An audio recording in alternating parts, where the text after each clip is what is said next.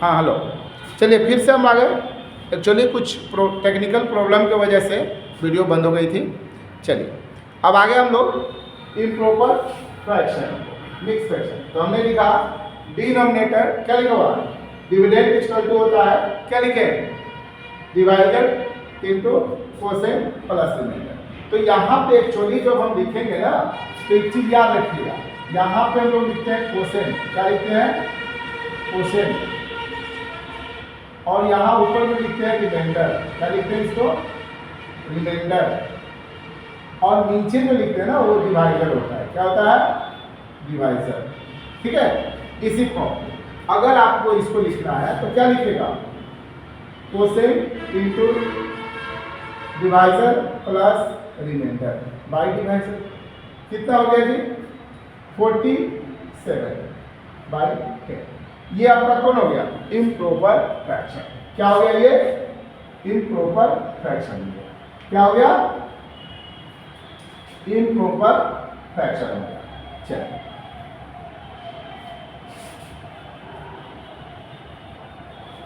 अब जो है इम्प्रॉपर फ्रैक्शन को यहाँ भी है 5 इंटू 15 प्लस 4, यानी कि ये जो है आपका कोसेंट हो गया, ये हो गया डिवाइजर और ये हो गया रिमाइंडर, और इसको हमने ऐसे लिख लिया। और 50 अगर इसको आप सोलह 75 प्लस 4, 75 प्लस 4 बाई 50 यानी कि 79 बाई 50। चलिए ये आपका हो गया। तो इम्प्रॉपर फ्रैक्शन हो गया। हम लोग को इसमें ऑलमोस्ट इंट्रोडक्शन हो गया।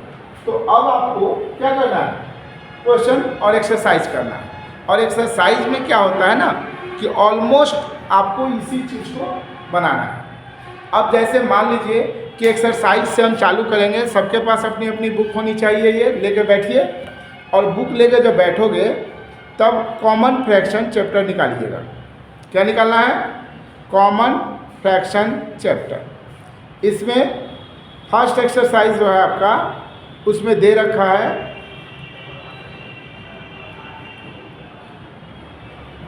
ये कॉमन फ्रैक्शन चैप्टर हो गया। और इसके में पहला एक्सरसाइज है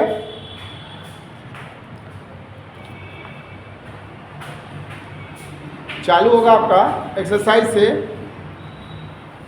40 से, और 40 से लेकर लगातार आपको बनाना है ना। सब में से 4-4, देखिए इसमें ज़्यादा क्वेश्चन है, सब में से 4-4 क्वेश्चन भी बनाइएगा, 2-2 को 3-3 क्वेश्चन, 4-4 क्वेश्चन, तो आपका ऑलमोस्ट काफ़ी होमवर्क हो जाएगा। ठीक है ना। तो आज हम आपको दे रहे हैं एक्सरसाइज, 1 मिनट, कहाँ से कहाँ तक दे दें, 30 से है, सॉरी, है ना। एक्सरसाइज 30, 31, 32, ये सारे के सारे जो एक्सरसाइज हैं वो एक ही बेस पे, जितना हमने पढ़ाया कि प्रॉपर फ्रैक्शन में लिखना है, इम्प्रॉपर में, और आपको इसका इन्वर्स लिखना है ना, ये सारा चीज़ अभी हम बताते जा रहे हैं। ठीक है, चलिए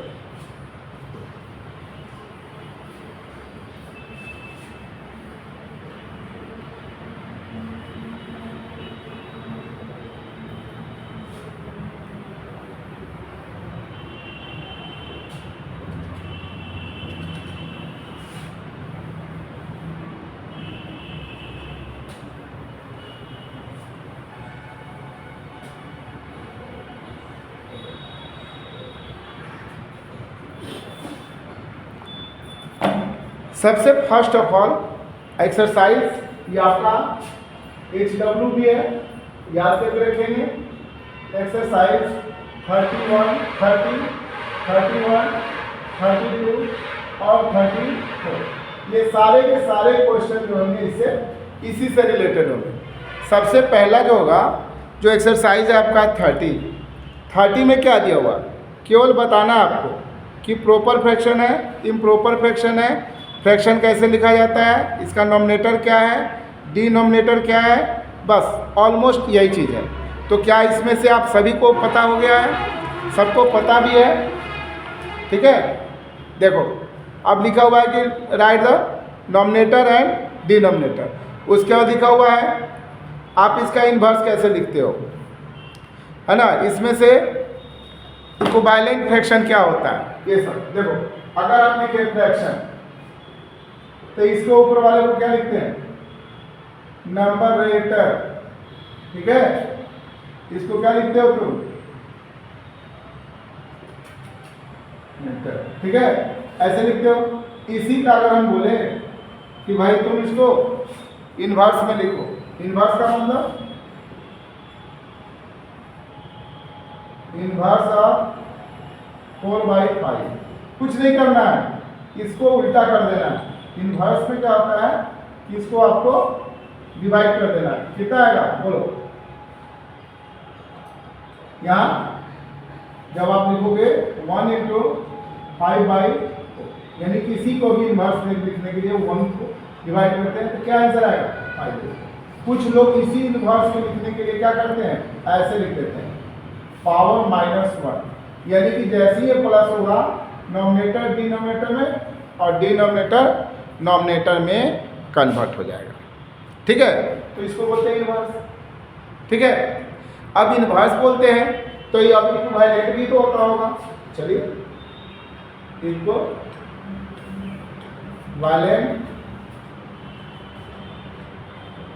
फ्रैक्शन, इक्विवेलेंट फ्रैक्शन का मतलब क्या होता है, देखो मतलब इक्विवेलेंट मतलब ये कि उसकी वैल्यू चेंज नहीं होनी चाहिए।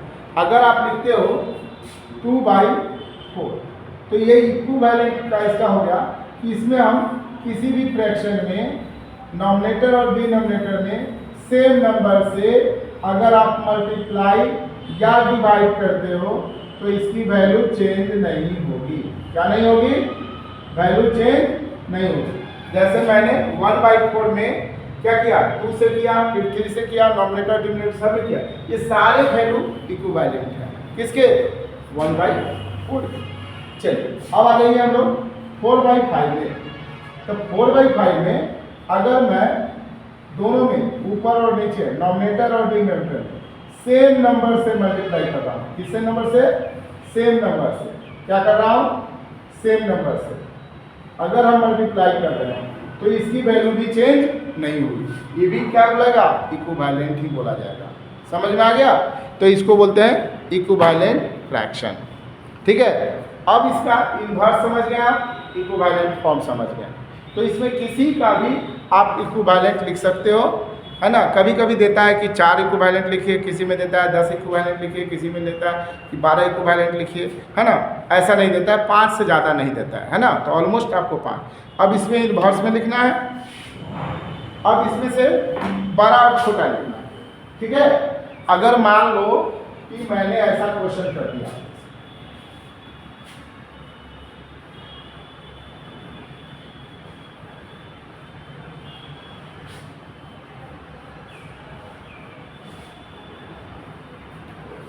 ऐसे सपोज करें 4/5 और यहाँ पे हम डैश डैश और यहाँ लिखते हैं 30। हाउ टू पॉसिबल, या क्या होना चाहिए, अगर मैं यहाँ लिखूँ 28 और यहाँ लिखूँ डैश डैश डैश, यहाँ पर क्या वैल्यू होगा, इस चीज़ को समझना है। पहले बात देखो, जितना टेबल इसका है ना 5 6 30, तो यहाँ भी 4 6 24, बस यही करना है। जितना बार इसका टेबल इतना है उतना ही इसका भी होना चाहिए, इक्वल मतलब इक्वल नंबर से। अब यहाँ 5 के टेबल में, यहाँ 4 के टेबल में 4 7 28 7 टाइम, तो 5 7 कितना होगा 35 आ गया।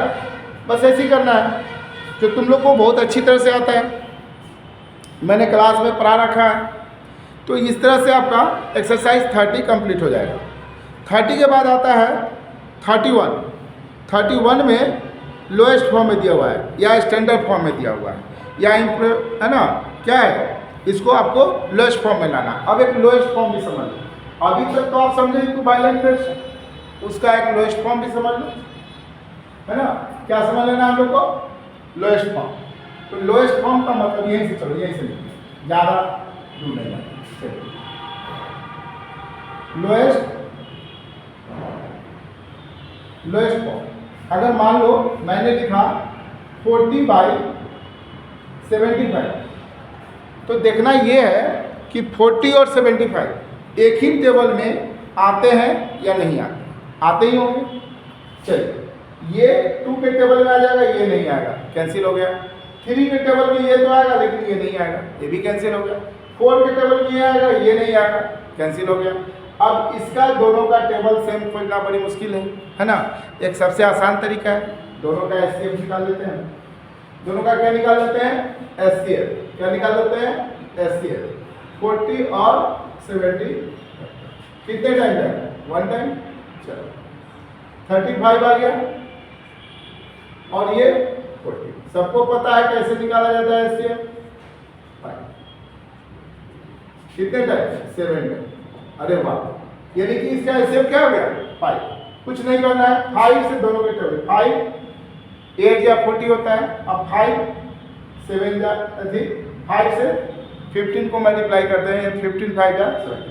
तो कितना इसका स्मॉलेस्ट आ गया? ये हो गया आपका सिंपलेस्ट फॉर्म। अब इससे छोटा आप नहीं कर सकते इसको, ठीक है। चलो, अब आप बड़ा बड़ा नंबर भी ले सकते हो। क्या ले सकते हो? बड़े से बड़े नंबर ले लो, कोई बात नहीं, सब बन जाएंगे।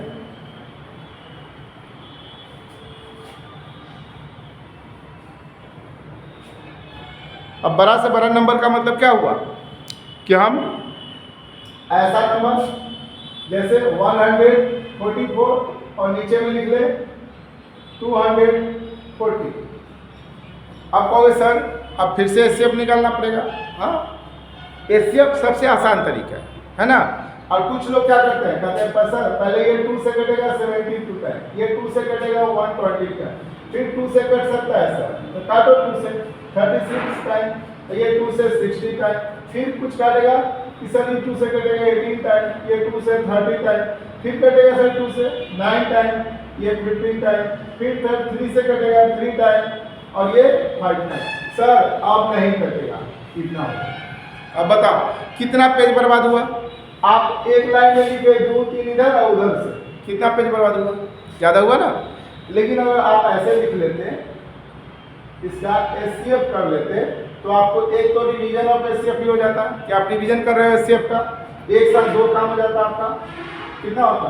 144, यानी कि 6 पहले लेते हैं, ये कितना हो गया? 13 में से 4 जाएगा 96, 1 टाइम जाएगा 96। कितने टाइम गया बोलो जल्दी? यानी कि यहाँ पे आपका हो जाएगा 8 और यहाँ पे 34, 48, 96। कितना कर गया बोलो? 2 टाइम 96 कर गया, 48 आ गया। तो इसका मतलब ये हुआ कि अगर मैं इसको 44 को और 2 अगर इसको भी 48 से डिवाइड कर दें और इसको भी 48 से डिवाइड कर दें, तो ये 3 टाइम जाता और ये 5 टाइम जाता, लेकिन ये डिवीजन भी हो जाता। अब बताओ कौन ज़्यादा फायदा हुआ? एक एचसीएफ से निकालोगे डायरेक्ट आंसर आ जाएगा, यहाँ रफ में निकल गया। ऐसे भी काट सकते हैं आप, जो बच्चा जैसे सुविधा सोचे वो वैसा ही करे, हम लोग को कोई एतराज नहीं, ठीक है। अब बताइए इसके आगे भी है। अब इसके आगे इसको लोएस्ट फॉर्म हो गया। अब इसको लोएस्ट फॉर्म में 21 में कुछ भरने के लिए लिखा हुआ है 4 our is dash of the day. अब बताना है कि 4 आवर दिन का कितना फ्रैक्शन होता है, कितना पार्ट होता है, यानी बताए थे ना डैश आउट ऑफ डैश। तो इसका मतलब हुआ कि अगर हम ये बोले कि 4 आवर क्या है, 4 आवर क्या है, 4 आवर है ना, तो कितना 1 डे। अब देखिए 4 आवर और 1 डे का मतलब ये तो दोनों सेम यूनिट है नहीं। जब सेम नहीं है तो भाई झगड़ा होगा सेम लाने के लिए। तो 24 ये क्या रहता है, 24 आवर के इक्विवेलेंट होता है, कट जाएगा 4 के टेबल में दोनों 1 टाइम 6 टाइम कट गया। तो 1/6 पार्ट ऑफ द डे होगा 4 आवर। इसी तरह आप किसी को भी निकाल सकते हो। जैसे अब इसमें कुछ जगह पर दिया हुआ है 25 पैसा अब रुपीज़ लिख सकते हो 9 मंथ एंड ईयर। तो मान लो हमने लिखा 9 मंथ और 1 ईयर, तो क्या होगा? बोले तो 9 मंथ तो नहीं रहेगा ना। 9 मंथ तो समझते हैं आप लोग। 1 ईयर कितने के इक्वल होता है? 12 मंथ के बराबर होता है ना। 12 मंथ कर गया। 3 से टेबल में 3 टाइम 4 टाइम, ऐसे 3 होगा 3 बाई आगे। तो इस तरह से आप कर सकते हो। 31 एक्सरसाइज भी आपका ऑलमोस्ट कंप्लीट हो गया। अब हम लोग चलते हैं 32 एक्सरसाइज में। एक्सरसाइज 32। अब एक बात बताना है कि इसको बताना है कि अरेंज करना है असेंडिंग में डिसेंडिंग में। उसके बाद देखना है कि इसको जो है 5 फैक्टर्स भी लिख सकते हैं आप, यानी कि आप फैक्टर भी लिख सकते हो। तो ये चीज़ आपको अपने से करना है। चलिए एक और बातें हैं जिसको हम लोग कर सकते हैं। क्या कर सकते हैं एक्सरसाइज से? देखिए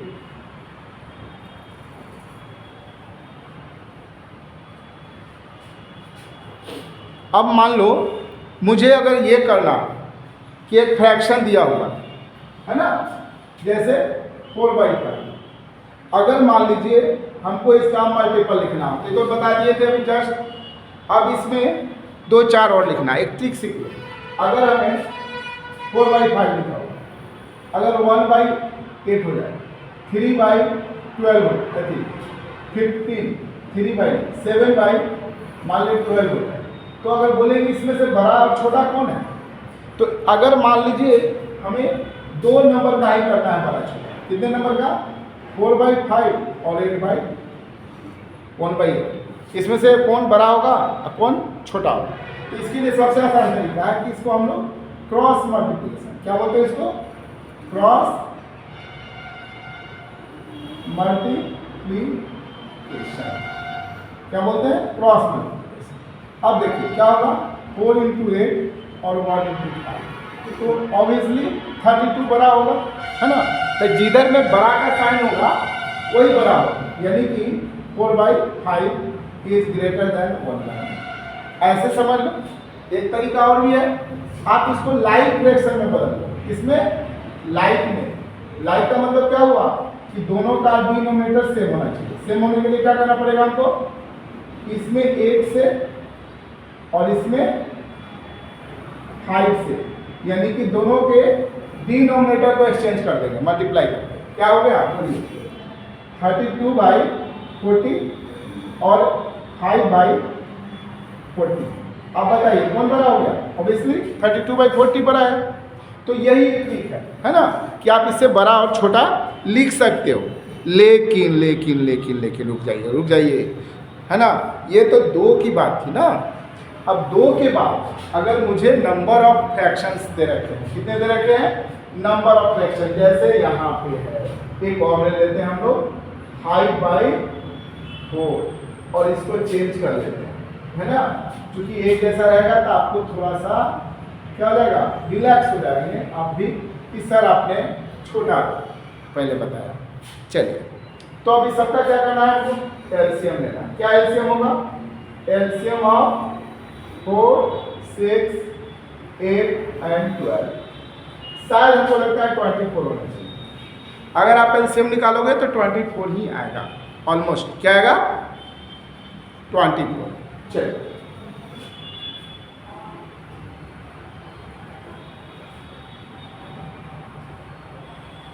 चलिए अगर 24 आता है, इन सबों को 24 में कन्वर्ट करना है। कैसे करना है भाई?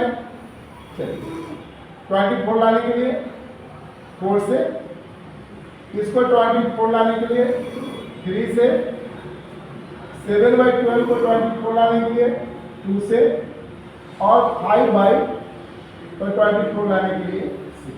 चलिए अब इसको कर लो 20/24, 3/24, 2/24 और 30/20।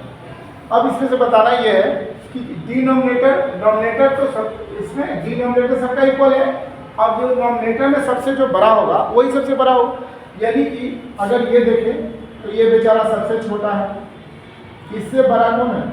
चलिए 14/24 है, इससे बड़ा हो गया 20/22 और इससे बड़ा हो गया 30/20।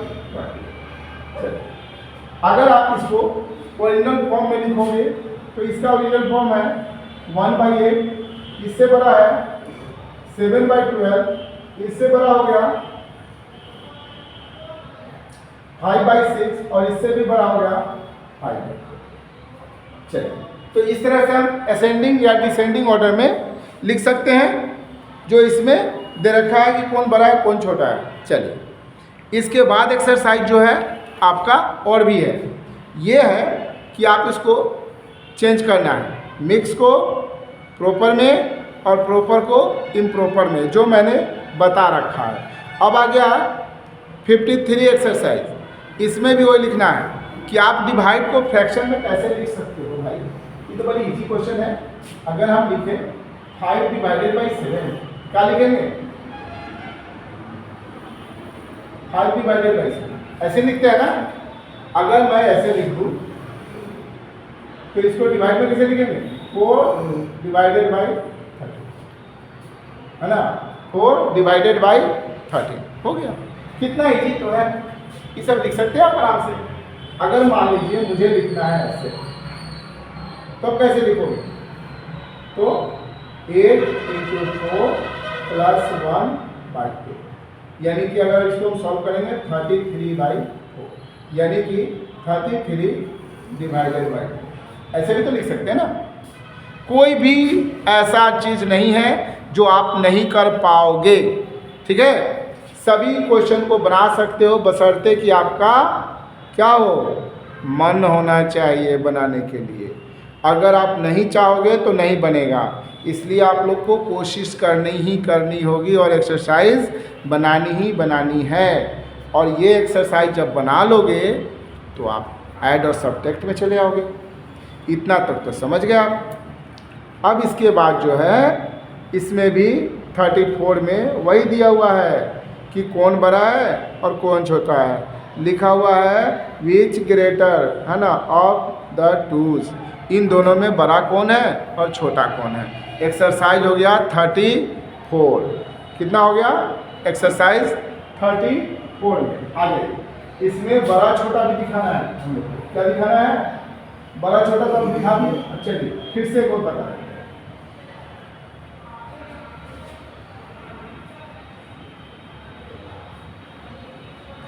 चलिए बड़ा छोटा दिखाना है।